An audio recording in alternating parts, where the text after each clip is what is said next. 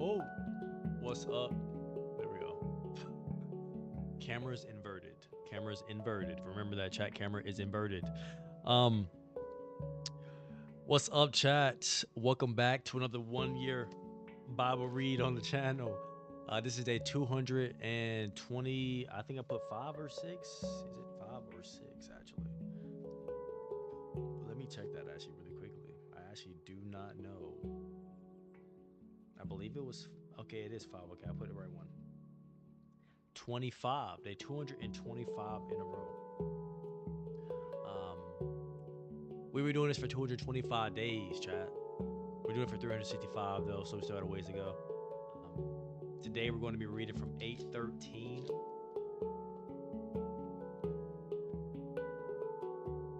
What a flip. And today's verse is coming out of Nehemiah 5:14 through 7, going through verse 73a. It's the first time I saw that before. Then 1 Corinthians 8, 1 through 13. Then Psalms 33, 1 through 11. And then we're going to wrap up tonight's read with Proverbs 21, 8 through 10. Welcome to another daily read of the 1 Year Bible on the Limitless Core channel. And if you want to stay tuned, subscribe, like, and turn on post notifications. And without further ado, Nehemiah 5:14 through 7, going through verse 73a. For the entire 12 years that I was governor of Judah, from the 20th year to the 32nd year of the reign of King Artaxerxes, neither I nor my officials drew on our official food allowance. The 4 governors, in contrast, had laid heavy burdens on the people, demanding a daily ration of food and wine, besides 40 pieces of silver. Even their assistants took advantage of the people, but because I feared God, I did not act that way. I also devoted myself to working on the wall and refused to acquire any land. And I required all my servants to spend time working on the wall. I asked for nothing, even though I regularly fed 150 Jewish officials at my table. Besides all the visitors from the other lands, the provisions I paid for each day included 1 ox, 6 choice sheep or goats, and a large number of poultry. And every 10 days, we needed a large supply of all kinds of wine. Yet I refused to claim the governor's food allowance because the people already carried a heavy burden. Remember, oh my God, all that I have done for these people, and bless me for it. Sanballat, Tobiah, Geshem, the Arab, and the rest of our enemies found that I had finished rebuilding the wall and that it had no gaps that remained, though we had not set up the doors and the gates. So Sanballat and Geshem sent a message asking me to meet them at one of the villages in the plain of Ono. But I realized they were plotting to harm me, so I replied by sending this message to them. I am engaged in a great work, so I can't come. So why should I stop working to come and meet with you? 4 times he sent the same message, and each time I gave the same reply. The 5th time, Sanballat's servant came with an open letter in his hand, and this is what it said. There is a rumor among the surrounding nations and Geshem, and they tell me it is true, that you and the Jews are planning to rebel, and that is why you are rebuilding the wall. According to his report, you plan to be their king. He also reports that you have appointed prophets in Jerusalem to proclaim about you. Look, there is a king in Judah. You can be very sure that this report will get back to the king, so I suggest that you come and talk it over with me. I've replied, there is no truth in any part of your story. You are making up the whole thing. They were just trying to intimidate us, imagining that it could discourage us and stop the work. So I continued to work with even greater determination. Later, I went to visit Shemaiah, son of Delaliah, and grandson of Mehetabel, who was confined to his home. He said, let us meet together inside the temple of God and bolt the doors shut. Your enemies are coming to kill you tonight. But I replied, should someone in my position run from danger? Should someone in my position enter the temple to save his life? No, I won't do it. I realized that God had not spoken to him, but that he had uttered this prophecy against me because Tobiah and Sanballat had hired him. They were hoping to intimidate me and make me sin. Then they will be able to accuse and discredit me.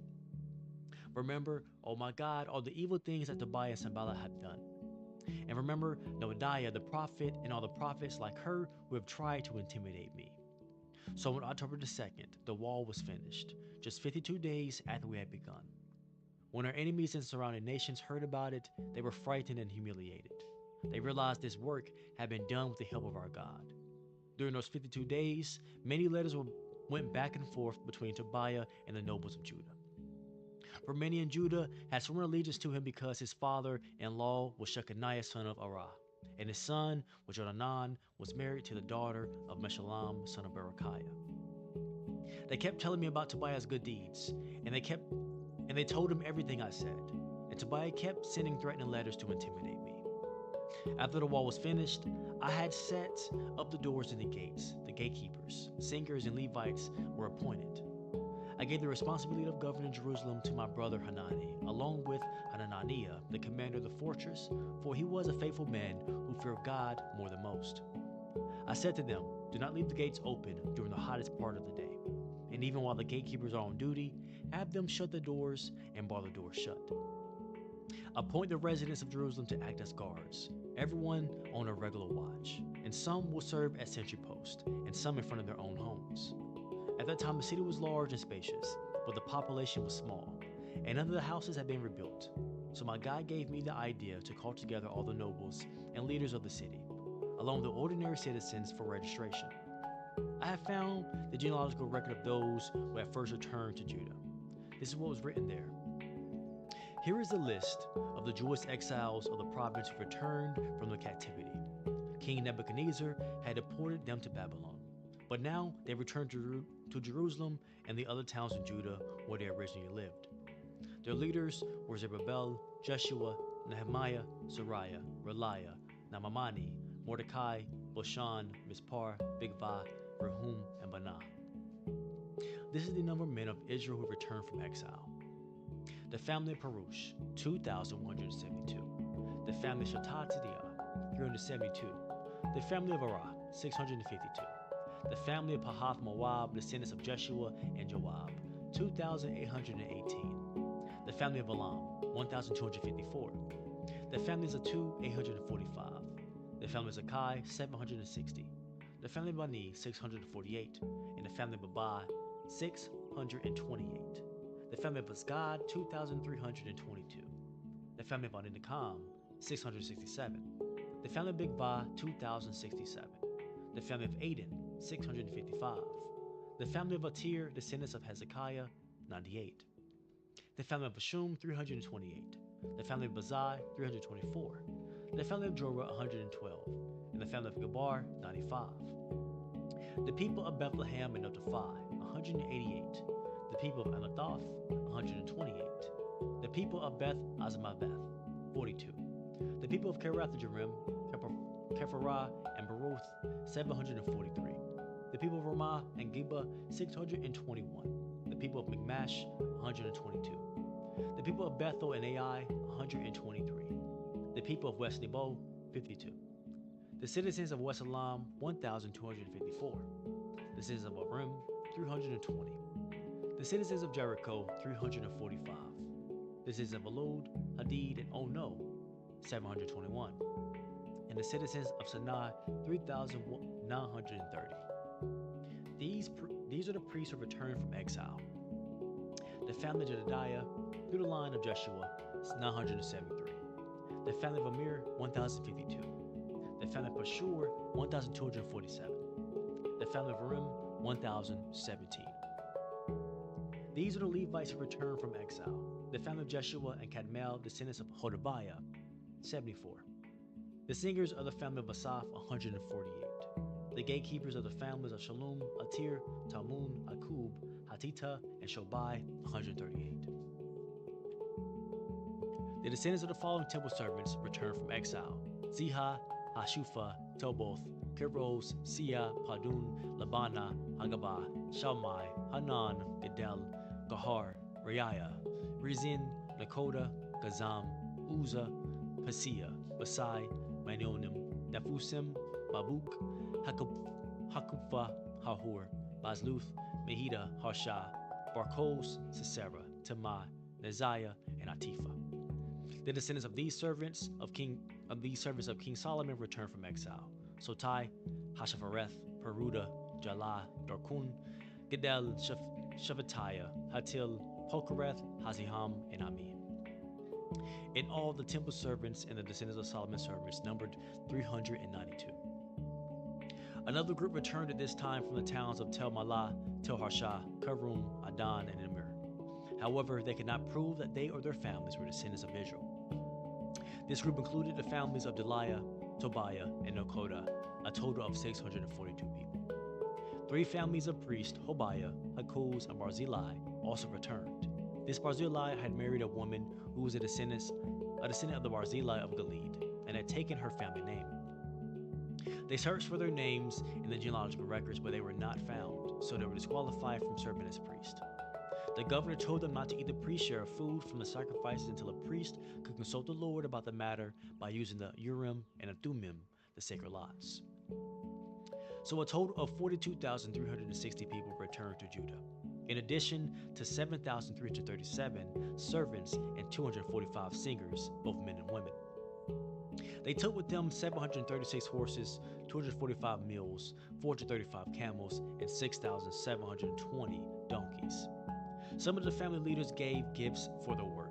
The governor gave to the treasury 1,000 gold coins, 50 gold basins, 530 robes for the priest, and the other leaders gave the treasury a total of 20,000 coins and 2,750 pounds of silver for their work.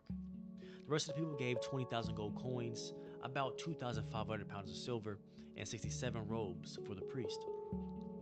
So the priests, the Levites, the gatekeepers, the singers, the temple servants, and some of the common people settled near Jerusalem. The rest of the people returned to their own towns throughout Israel. And now, 1 Corinthians 8:1-13. Now, regarding your question about food that had been offered to idols, yes, we know that we all have knowledge about this issue. But while knowledge makes us feel important, it is love that strengthens the church. Anyone who claims to know all the answers doesn't really know very much. But the person who loves God is the one whom God recognizes. So what about eating meat that has been offered to idols? Well, we all know that an idol is not really a god, and that there is only one God. There may be so-called gods both in heaven and on earth, and some people actually worship many gods and many lords.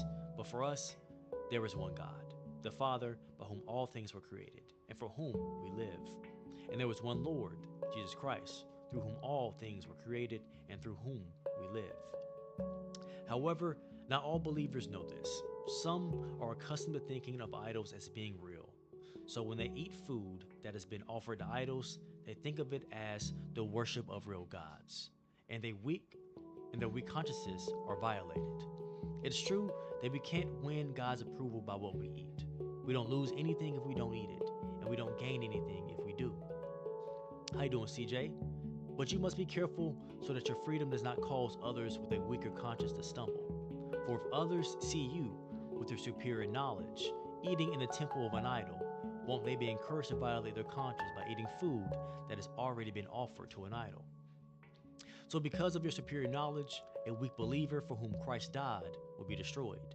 And when you sin against other believers by encouraging them to do something they believe is wrong, you are sinning against Christ. So if what I eat causes another believer to sin, I will never eat meat again as long as I live. For I don't want to cause another believer to stumble. What's up, CJ? What's your question? And now Psalms 33, 1-11. Let the godly sing for the joy of the Lord. It is fitting for the pure to praise him. Praise the Lord with melodies on the lyre. Make music for him on the 10-string harp. Sing a new song of praise to him. Play skillfully on the harp and sing with joy. For the word of the Lord holds true, and we can trust everything he does. He loves whatever is just and good. The unfailing love of the Lord fills the earth. The Lord merely spoke, and the heavens were created. He breathed the word, and all the stars were born. He assigned the sea to its boundaries, and like the oceans and vast reservoirs. Let the whole world fear the Lord, and let everyone stand in awe of him.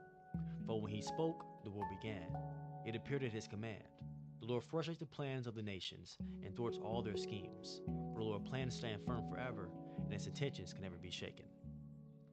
And now in Proverbs 21, 8-10. The guilty walk a crooked path. The innocent travel a straight road. It's better to live alone in the corner of an attic than with a quarrelsome wife in a lovely home. Evil people desire evil, and their neighbors get no mercy from them. And now, the corner of the addict.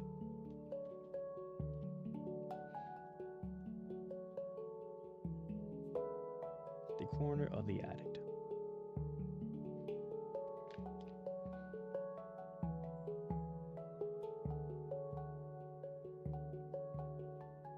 The corner of the addict. An attic can be dark and quite hot or cold. Being stuck in a corner of an attic would be an extremely difficult way of life. A single man nights a single man might pass this off as exaggeration, but there are miserably married men who would find it relief to move up there. If you're single, listen carefully to this message of a cautionary proverb and look carefully before you leap into marriage.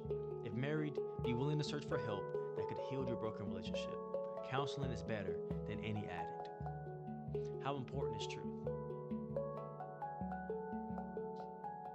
How important is life? Hey, I'm sorry. um, well, it's important that the truth be tested. That's what's important. It's important that any truth be tested.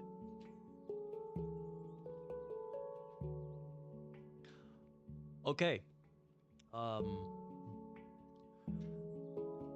I'm gonna turn off this camera really quickly, chat. I'm gonna ask for clarity, wisdom, and discernment on today's word, and I'll be right back. I'm gonna turn off my microphone, and I'll be back in about 30 seconds.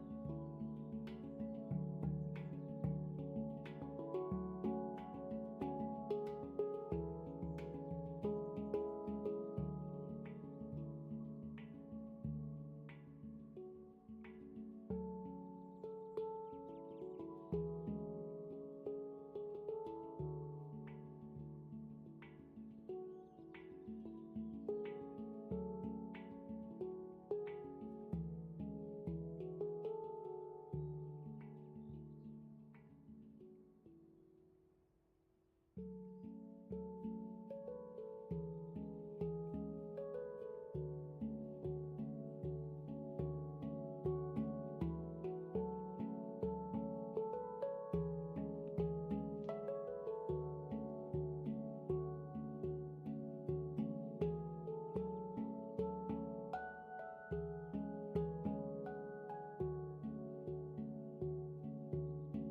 right, chat, we're back. Um, so tonight's verses chat came from Nehemiah 5:14 through 7, going through verse 73a. Then we read through 1 Corinthians 8 1 through 13, then Psalms 33 1 through 11, and then Proverbs 21 8 through 10. Coming from Nehemiah 5:14 through 7, this parable today showed the importance um, of the discernment to know when the when you're somebody's trying to trick you, right? There were some different words I wanted to say there, so it made me stutter a bit. But um, having the discernment when if people are colluding against you, right? Um, and not to fall for it, right? Not to fall for it, not to be deceived. Um, you know, and then here in this chapter, we don't really get to know who we're speaking from here in today's chapter, but you see that they went through a couple different trials, right?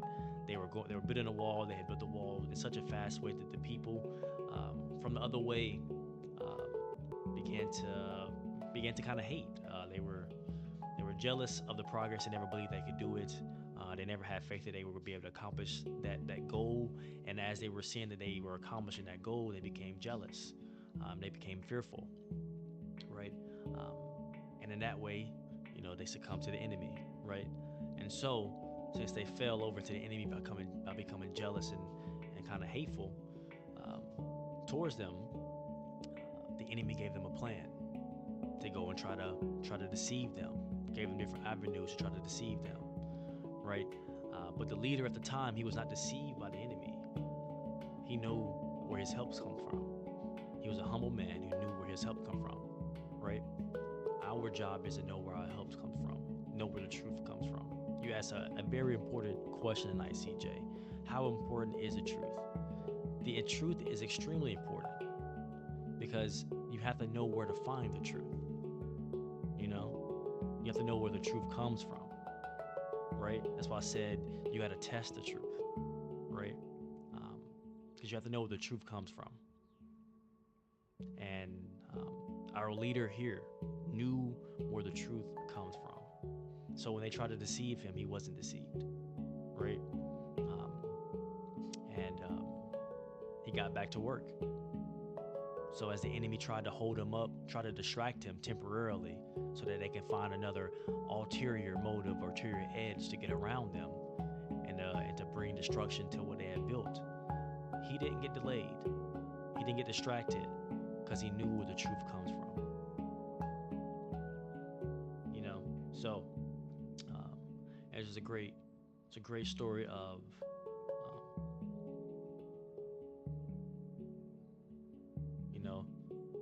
trust in the Most High. He knows where the truth comes from, and that's why he was successful. But let's hop into our next verse. 1 Corinthians 8 1 through 13.